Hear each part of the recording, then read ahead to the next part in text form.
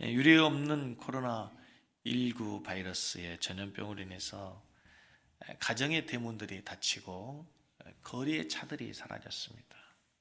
이제는 대기업의 공장의 기계 소리도 하나둘씩 멈추고 있습니다.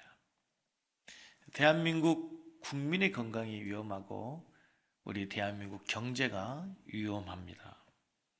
조국 대한민국 온 천지가 바이러스의 공포에 숨을 쉬지 못할 지경이 됐습니다. 가정의 대문이 닫히고 거리의 가게들이 닫히고 이제 예배당 문도 닫혀서 예배당 출입을 통제하고 가정에서 TV 모니터 앞에서 예배를 드리고 있는 시국이 됐습니다.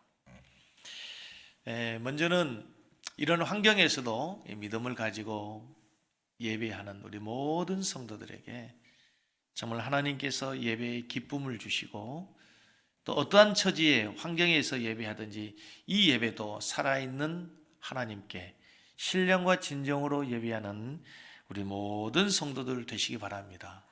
하나님이 받으시고 찾으시는 살아있는 신령과 진정의 예배가 우리의 마음을 통해서 하나님께 드려졌으면 좋겠습니다. 신앙의 중심은 두말할 필요도 없이 예배에 있습니다.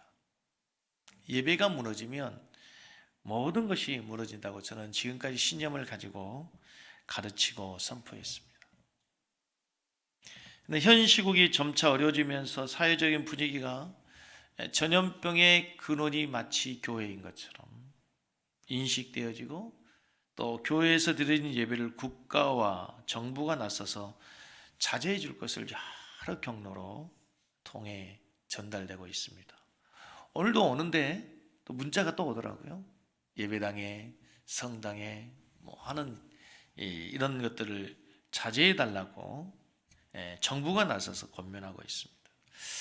이러한 때 여러분 섬기는 교회를 말씀과 진리로 이끌어가야 하는 담임 목사로서는 고민하지 않을 수가 없습니다. 사회적인 분위기가 그렇고 정부의 권유가 있기 때문에 예배를 중단하는 것이 과연 맞는 것인가? 옳은 것인가? 하나님께서 어떻게 생각하실까?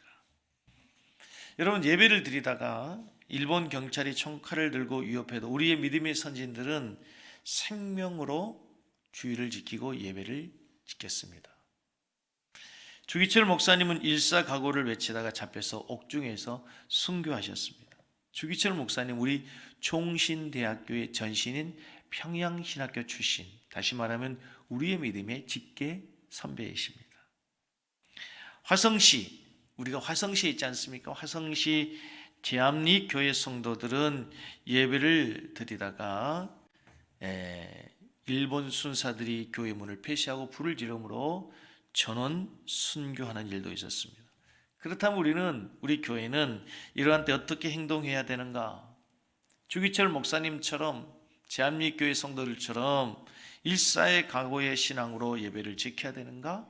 아니면 사회적인 분위기 그리고 정부의 권고 시책에 따라서 과연 예배해야 되는가? 사회적인 시책 그리고 정부의 권유에 따라서 예배하는 것은 과연 배교하는 신앙인가?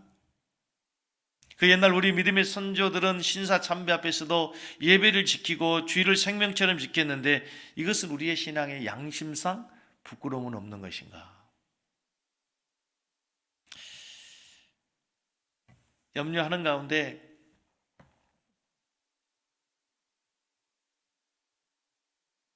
한 가지 참 진심으로 염려되고 중요한 문제가 하나 있었습니다. 그것은 바로 우리의 다음 세대들, 어린아이들, 주일학교 중고등부 그리고 청년 우리의 다음 세대들이 이제 앞으로 일평생 신앙생활을 해가면서 여러 가지 많은 상황적인 어려움이 있을 겁니다. 개인적이든 환경적이든 직장의 문제로 여러 가지 많은 어려운 문제들을 만났을 때 행여라도 오늘의 이 결정, 오늘의 이 판단이 중요한 하나의 신앙의 근거가 되지는 않을까?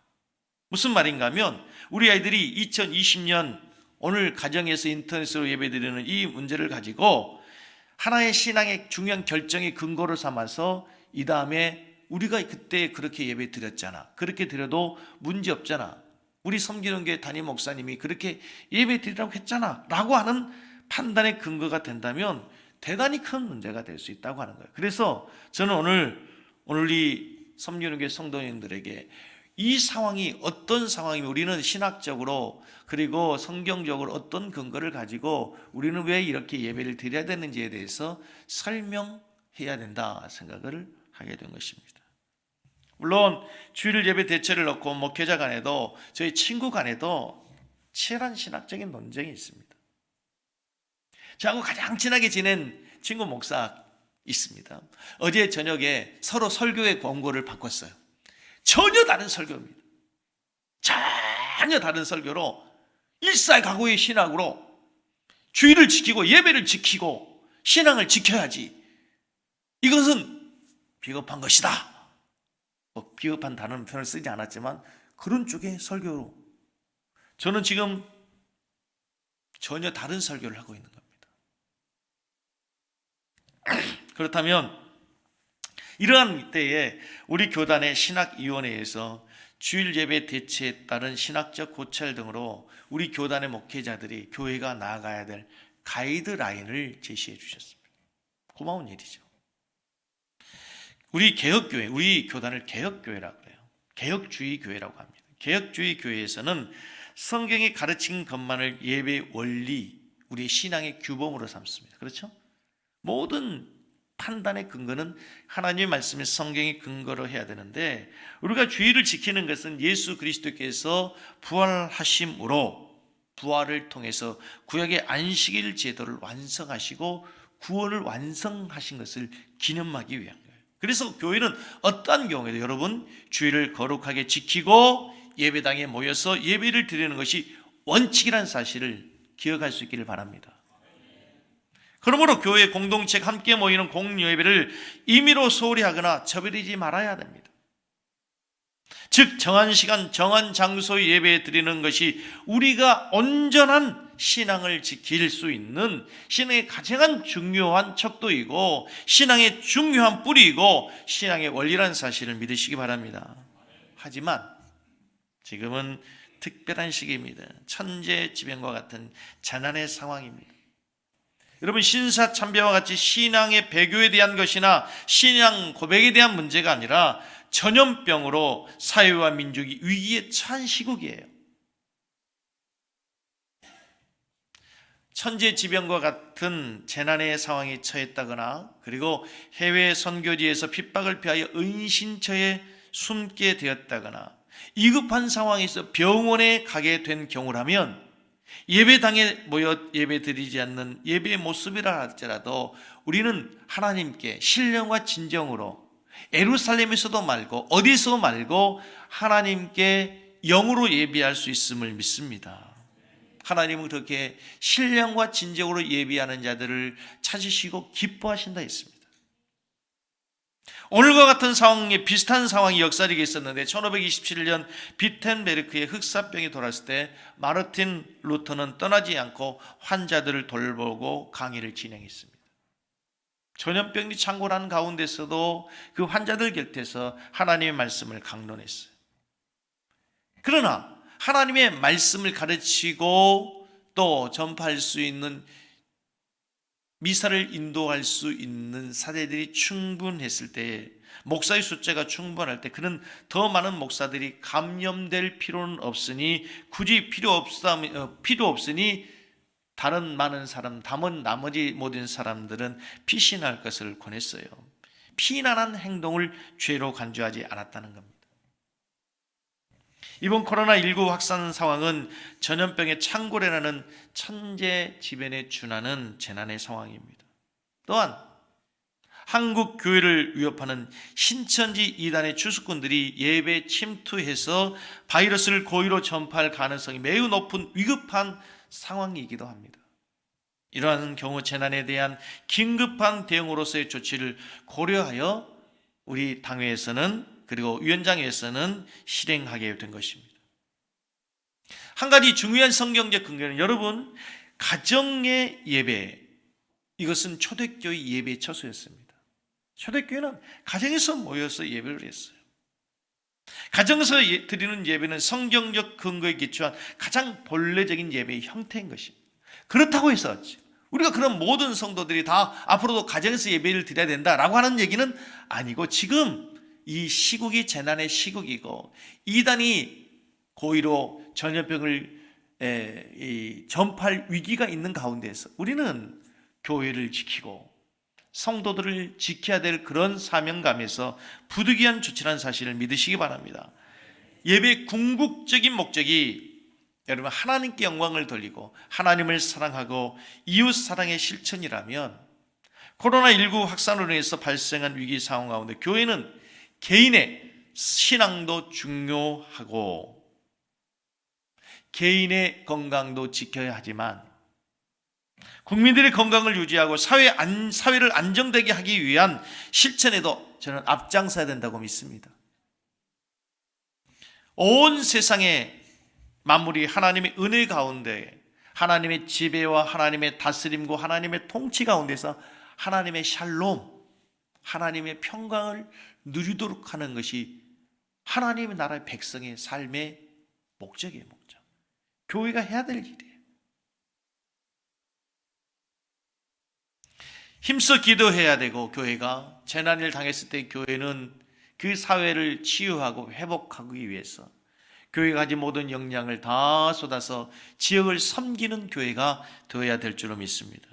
그래서 어제 우리 섬기는 교회 위원장 모임에서 지역사회를 조금이라도 섬길 수 있도록 하기 위해서 하나의 방안으로 손소독제를 배포하거나 아니면 손소독 수건을 구입해서 배포할 그런 계획도 저희들이 가지고 있음을 말씀을 드립니다. 코로나 바이러스는 어떤 바이러스보다도 전염성이 강합니다. 이미 확진자가 3,000명을 넘었고요. 전문가들은 1만 명이 넘을 것이라고 예상하고 있습니다. 물론 넘지 않았으면 좋겠지만 매일 늘어나는 어떤 그런 숫자에 비례해 볼 때 전문가들은 그렇게 예상을 하고 있습니다. 이런 때 대중적 집회를 통한 감염 확산을 방지하고 신천 이단 집단의 바이러스 전파 시도를 미연에 차단해서 우리 교회 내의 성도들을 보호하고 더 이상 지역사회에 확산되지 않도록 세상 속에 존재하는 교회로서 우리 이웃과 지역을 섬기는 우리 섬기는 교회 될 수 있기를 간절히 원합니다. 이 부분에 대해서 제가 다시 한번 결론을 내립니다. 만약 우리 신앙에 대한 배도 그리고 예배 회피의 유혹을 마주한 경우라면 여러분 생명을 걸고 피 흘리기까지 우리가 예배당에 모여서 주일 예배를 드리고 맞서 싸워야 할 것이 당연합니다. 그러나 이번 코로나 사태는 재난의 상황에 처한 성도들을 돌보고 지역사회를 지켜내야 되는 특수한 예외적인 상황이라는 것을 우리 모든 성도들이 분명히 기억할 수 있기를 축복합니다. 따라서 저는 오늘 예배를 드리면서 이번 사태로 인하여 몇 가지 오히려 새로운 도전의 기회가 되기를 바랍니다. 걸림돌이 아니라 이것이 오히려 디딤돌이 되어서 우리 교회가 우리의 성도들의 신앙이 한층 한 걸음 더 성숙하고 성장해 나가는 그런 기회가 되기를 원합니다. 조국의 교회가 더욱더 새롭게 전진해가는 전환점의 계기가 되었으면 좋겠습니다. 먼저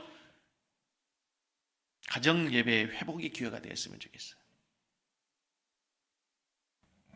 여러분 예배당에서 예배가 힘든 경우라면 어차피 가정에서 예배를 드릴 수밖에 없고, 그래서 여러분들의 가정에 그동안에 가정 예배가 드려지지 않는 가정이 있다면 이번 한 주간에 여러분의 가정에서 매일 예배하는 그런 귀한 은혜가 있기를 주의 이름으로 축복합니다.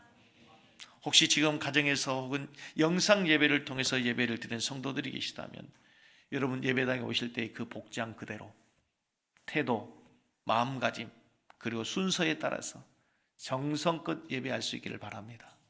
그리고 이제 오늘 이후에 한 주간 동안 여러분의 가정에서 정말 그 어느 때보다도 찬송 소리와 기도 소리와 하나님의 말씀의 그 선포가 하나님의 보좌에 아름답게 올려지는 향기로운 제물이 될 수 있기를 축복합니다. TV 소리가 사라지고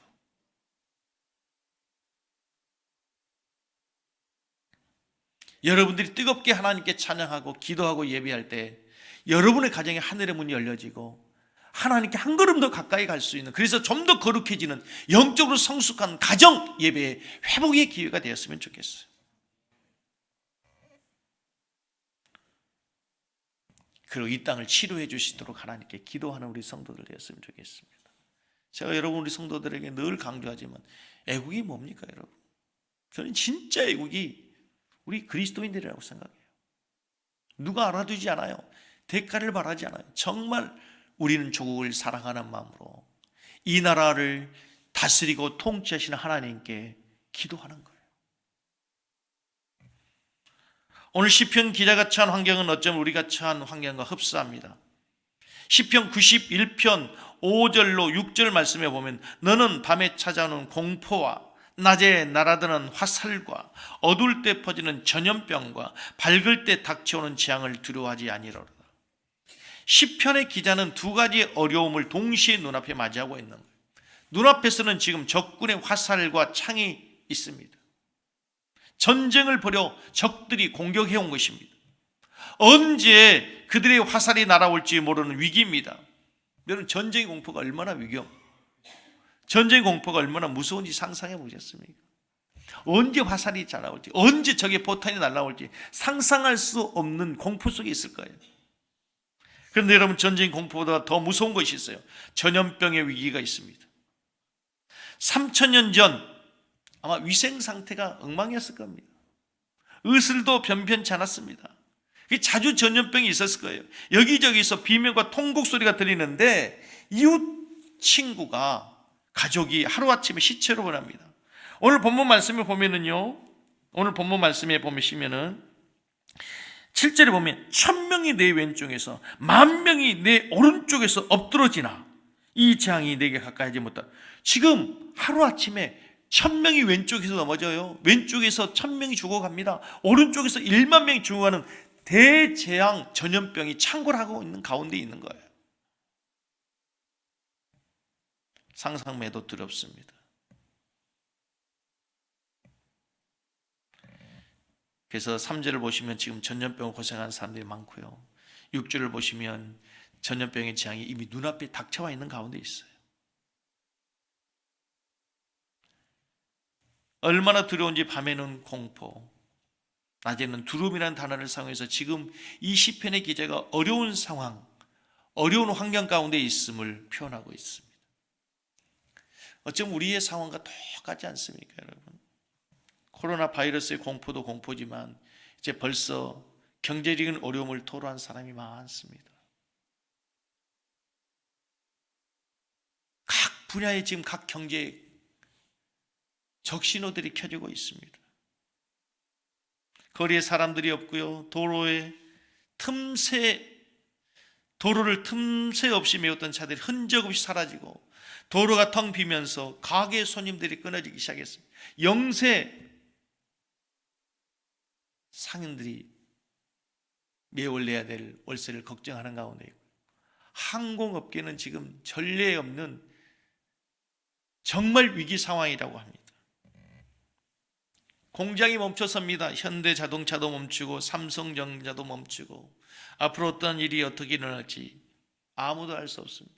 학교의 개학이 점점 더 연기되고 있습니다.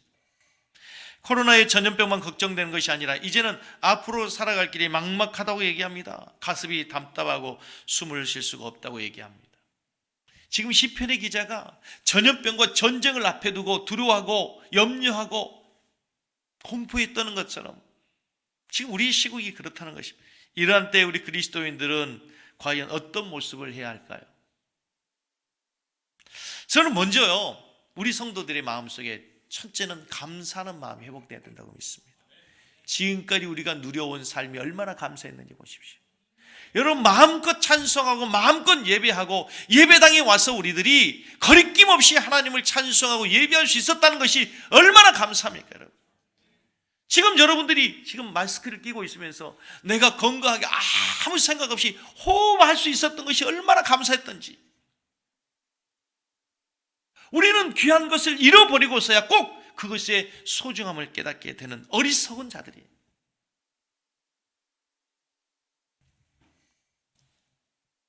그동안 우리가 하나님께 예배할 수 있었던 것이 얼마나 감사했던지.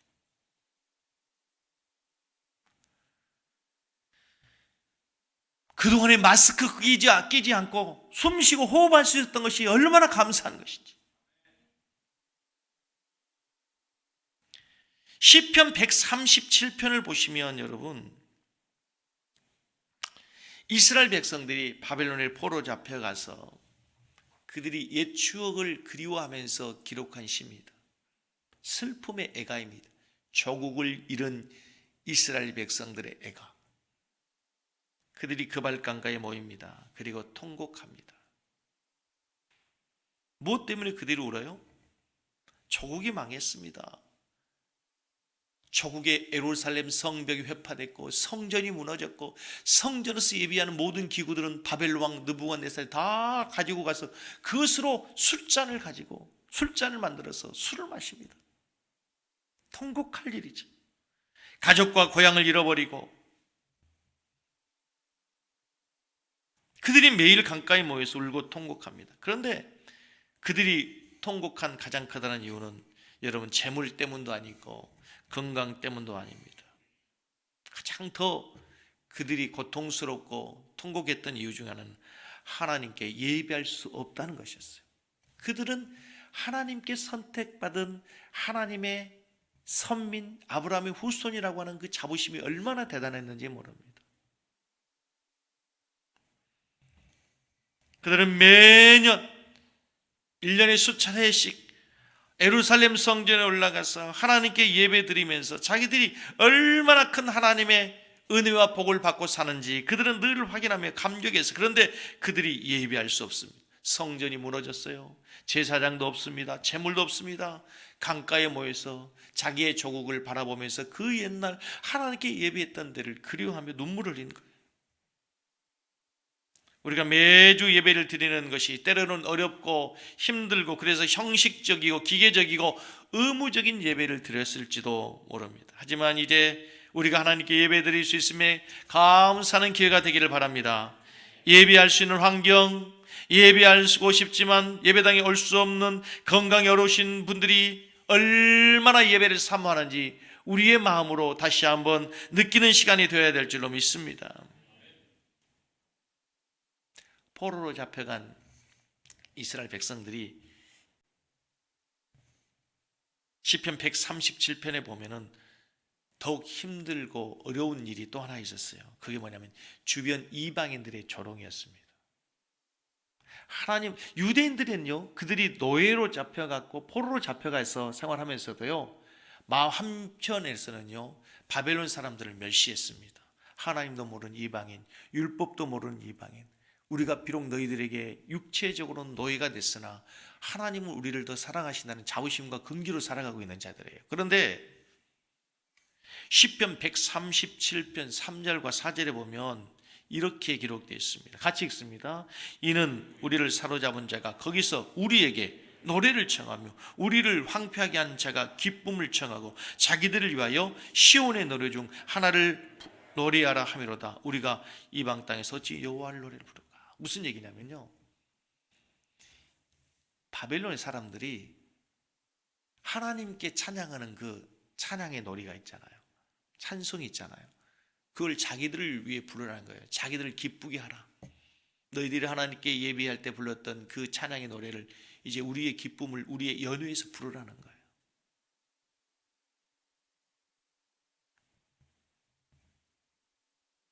하나님을 조롱하는 거죠.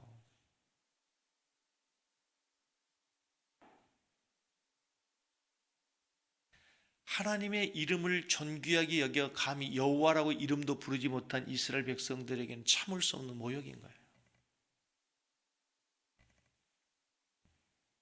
지금 여러분 언론의 발표와 정부의 발표를 보시면서 여러분 조심해야 될 일이 있습니다.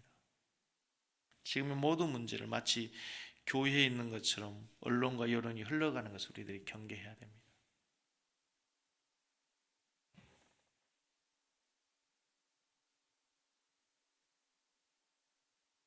일각에서는 정부가 나서서 예배당에 모여서 예배하는 것을 염려하고 자제하고 또 권고하는 것에서 받아들이면서도 한편에서는 이러한 반론이 있습니다. 꼭 예배당에서 모이는 것만을 왜 그렇게 정부가 나서 자제할 건가? 그러면 진작 중국인 입군도 막든지 아니면 전철 타고 다니는 거, 수많은 사람들이 전철역도 폐쇄하라.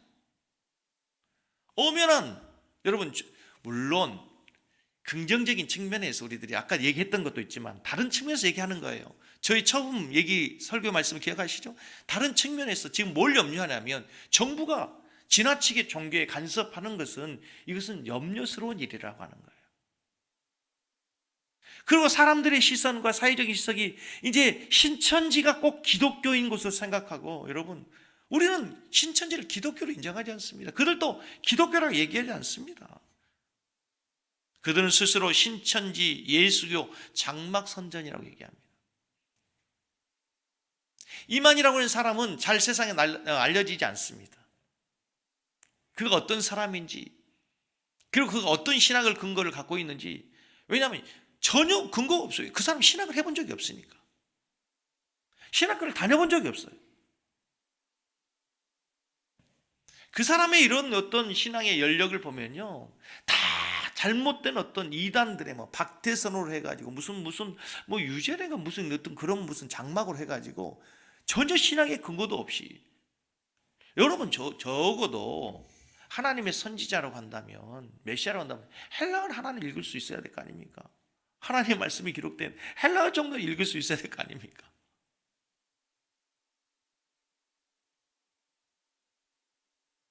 무슨 말씀을 드린가 하면,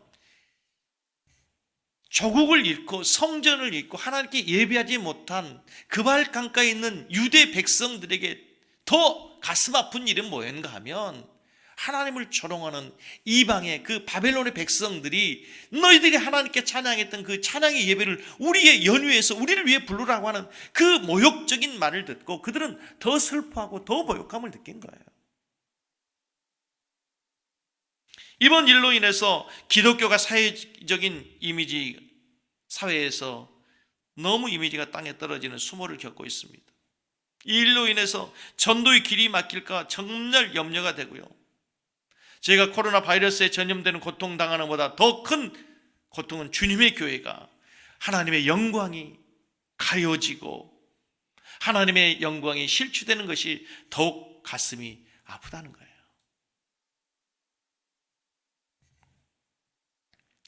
오늘 시편 91편을 보면요, 절망으로 낙심으로 끝나지 않는다는 게 얼마나 큰 소망이 있는지 모릅니다.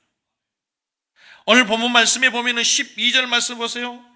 12절 말씀에 11절부터 그가 너를 위하여 그의 천사들을 명령하사 내 모든 길에서 너를 지키게 하심이라. 그들이 그들의 손으로 너를 붙들어 발이 돌에 부딪히지 아니하게 하리로다. 내가 사자와 독사를 밟으며 젊은 사자와 뱀을 발로 밟으리로다. 하나님 이르시되 그가 나를 사랑한즉 내가 그를 뭐하리라?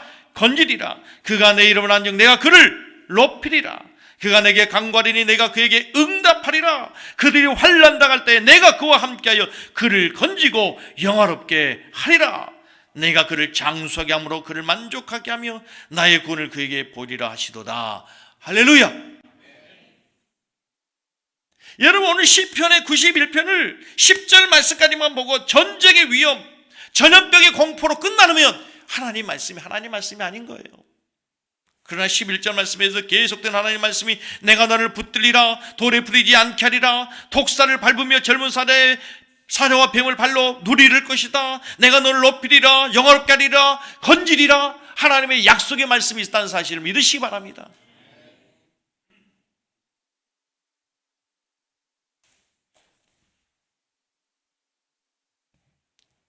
하나님께서 우리 조국을 사랑하시고 우리 교회를 사랑하시고 우리 성도들을 사랑한 줄로 믿습니다. 하나님이 이 땅을 치료하시고 하나님이 이 땅을 고칠 수 있는 전능하신 하나님이라는 사실을 믿으시기 바랍니다. 성경에서 많은 기록 가운데 전염병이 창궐했던 때가 있어요. 그때도 하나님께서는 그 여러 가지 많은 환경 속에서도 하나님 그 모든 것을 다 치료하시고 잠잠케 하시고 고쳐주셨다는 사실을 믿으시기 바랍니다. 주님, 이 땅을 고쳐주십시오. 이 땅을 치료해 주십시오. 다만 우리가 더욱더 하나님 앞에 겸손하며 하나님의 은혜와 긍휼과 자비를 구하는 믿음으로 주님 앞에 설 수 있도록 하나님 은혜를 베풀어 주시옵소서. 하나님 앞에서 우리 한 사람 한 사람이 우리의 신앙의 모습을 점검해야 됩니다. 조국의 교회는 이런 일을 통해서 다시 한번 하나님 앞에서 교회의 정체성에 대해서, 교회의 본질에 대해서 다시 한번 냉철하게 우리 스스로를 자각하는 기회가 되어야 할 것입니다. 누구의 탓이 아니라 하나님 앞에서 우리는 모두가 다 내 탓이라고, 우리의 잘못이라고, 우리를 용서하시라고 하나님 앞에 겸손함으로, 무릎으로, 긍휼함으로 나아가는 은혜가 있기를 원합니다.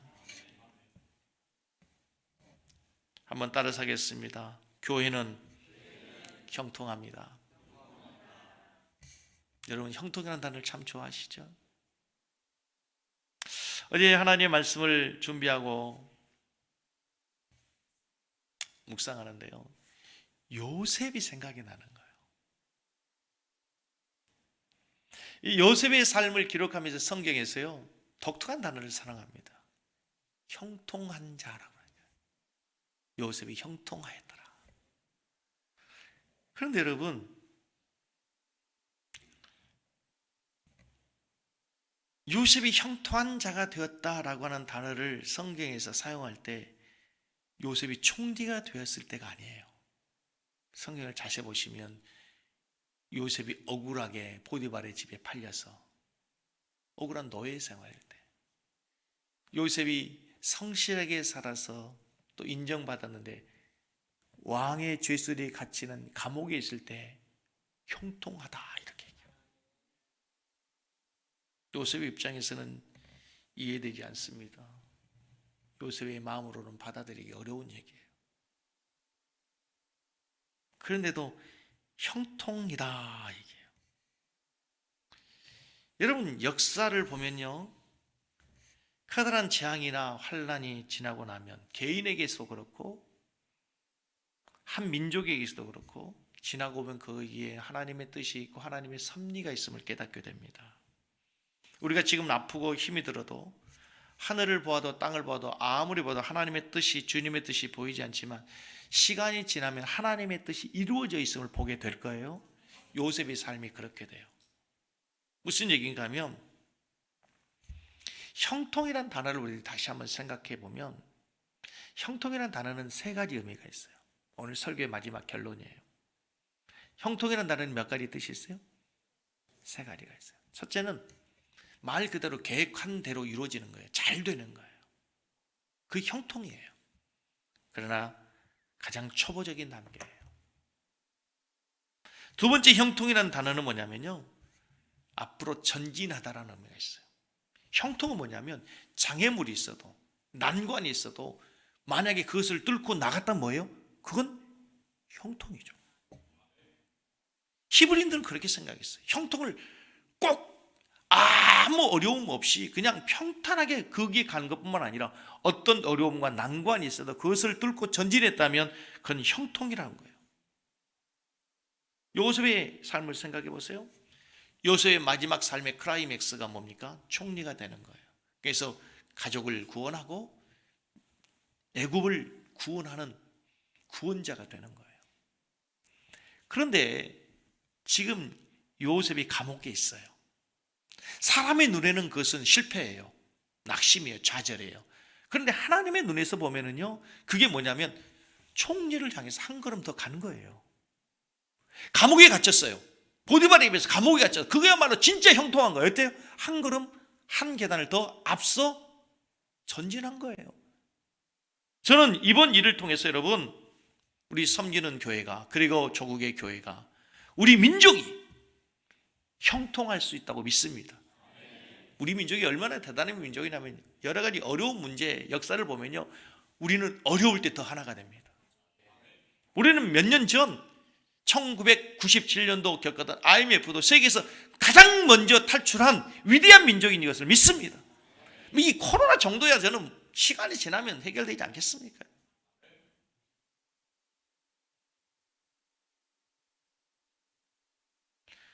로마서 5장 말씀에 보면 환난은 인내를, 인내는 연단을, 연단은 소망을 만들어낸다. 환난 속에서 성도들이 뭐 하냐면요, 넘어지는 게 아니에요. 뭘 배워요? 인내를 배우는 거예요. 인내가 뭐냐면요, 내적 근육이 강화되는 거예요. 우리 교회는 지금 인내를 배우는 거예요. 인내를 경험하는 거예요. 역사상 한 번도 유례 없는 예배당에 문을 닫고 예배를 드려요. 그런 가운데 우리가 강해지는 거예요. 그래서 마지막 소망을 이루게 되는 거예요. 이번 코로나 사태로 한국 교회가 한 단계 성장해질 줄로 믿습니다. 세상의 공격에도 마귀의 시험에도 더욱더 강해질 것입니다. 그게 형통이에요. 형통. 세 번째 형통이 뭐냐? 형통은 넘쳐 흐른다는 뜻이 있어요. 형통은 잘 되는 것으로 흐른다는 게 아니고요, 넘쳐 흐르는 게 형통이에요. 나뿐만 아니라 다른 사람과 함께 잘 돼요. 근육이 없이 잘 먹기만 하면 마지막에는 걷지 못하는 비만이 됩니다. 세상의 형통은 내가 잘 돼서 내가 복받아 나 혼자 잘 먹고 잘 쓰고 비만한 사람이 돼서 걷지도 못하는 성인병 들린 사람이 되는 거예요. 세상의 축복이에요. 세상의 형통이에요. 하나님 형통은 무엇이냐? 나만이 잘 되는 게 아니에요. 내가 잘 되는 것을 끝난 것을 형통이라고 얘기하지 않아요. 그것이 그 은혜와 축복이 흘러 넘쳐야 돼요. 이웃으로부터 이웃에게로, 지역으로, 민족으로, 열방으로 흘러 넘쳐야 돼요. 저는 그런 의미에서 우리 성도들의 삶이 형통하기를 바랍니다. 저는 우리 교회가 열방을 향해서 형통한 교회가 되기를 원합니다. 요셉을 보세요, 여러분. 요셉이 총리가 된 게 혼자 잘 먹고 잘 사는 게 아니에요. 요셉이 총리 돼서 결국은 자기의 가족 70명을 구원해요. 거기서 끝나지 않아요. 7년의 대환란을 요셉과 함께 애굽이 그 7년의 대환란을 극복해요. 요셉으로 인해서 대제국 애굽이 형통하게 되는 거예요. 그 주변에 있는 수많은 민족들이 요셉을 통해서 형통하게 돼요. 형통, 은혜를 받게 돼요. 사랑하는 성도 여러분, 한국 교회는 이번 사태를 맞이하면서 정말로 세상을 축복하는 교회로, 세상을 축복하는 기회로 거듭나야 될 것입니다. 그렇게 되기를 소원합니다. 한국 교회는 하나님의 손안에 있음을 믿습니다. 지금도 하나님은 7 금촛대를 붙드시고 7 금촛대 사이를 거니시는 분이세요. 요한계시록에서 7 촛대, 7 금촛대는 하나님의 교회를 상징하는 얘기예요. 지금도 하나님의 교회를 하나님께서 붙드시고 하나님께서 그 교회 사이를 거니고 운행하시고 통치하시는 분이라는 사실을 믿으시기 바랍니다. 그런 의미에서 조국의 교회는 형통할 것입니다. 사람의 눈에 어떻게 보이든지 하나님의 시각에서는 지금 형통한 길을 걷고 있는 거예요. 우리의 계획대로 되는 것을 뛰어넘어 전진할 것입니다. 교회의 본질적 사명을 감당하고 세상을 구원한 일에 한 걸음 더욱 전진하는 교회가 될 것이라고 저는 분명히 믿습니다. 그리고 세상을 축복하는 축복의 통로로 다시 거듭나기를 원합니다. 한 주간 우리 성도님들 하나님 앞에 기도하며 나아가는 귀하고 복된 시간들이 되기를 바랍니다. 한번 따라서 하겠습니다. 주여, 이 땅을 치료해 주옵소서.